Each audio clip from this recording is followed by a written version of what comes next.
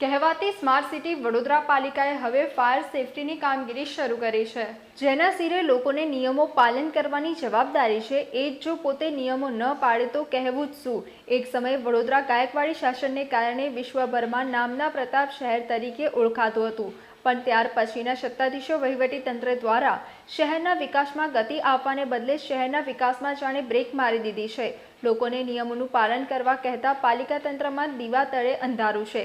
રાજકોટ અગ્નિકાંડ પછી પોતાની હોશિયારીમાં ખપાવવા તંત્ર કામે લાગ્યું છે। વડોદરા શહેરમાં મોલ, સિનેમાઘર, સ્કૂલો, હૈયારીઝ, બિલ્ડિંગો, ગેમ ઝોન એમ વિવિધ જગ્યાએ પાલિકાના અધિકારી સાથે ફાયર વિભાગ દ્વારા ચેકિંગ કરી નોટિસ આપે છે, ત્યારે ખુદ પાલિકાની કચેરી રામ ભરોસે છે।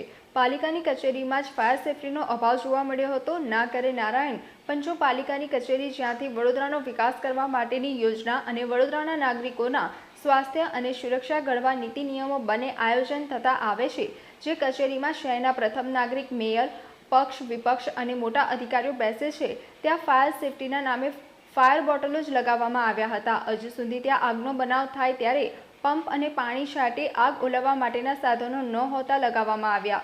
વડોદરા શહેરમાં જ્યાં ને ત્યાં નોટિસ આપતી અને દંડ ફટકારતી પાલિકાને કોણ નોટિસ આપશે, એ સવાલ ઊભો થયો છે। સાથે આ પાલિકા તંત્ર શું આવી રીતે વડોદરાની સુરક્ષા કરશે, જેની પોતાની કચેરીમાં ફાયર સુરક્ષાની સુવિધાનો અભાવ હોય, તેવા પ્રશ્નો પ્રજામાં ચર્ચાતા થયા હતા। રાજકોટની દુર્ઘટના બાદ બીએમસીનું તંત્ર જાગ્યું હતું। વડોદરા મહાનગરપાલિકામાં ફાયર સેફટીના જરૂરી યંત્રો અને સિસ્ટમ પાઇપો સાથે લગાવવાનું કામ શરૂ કરવામાં આવ્યું હતું।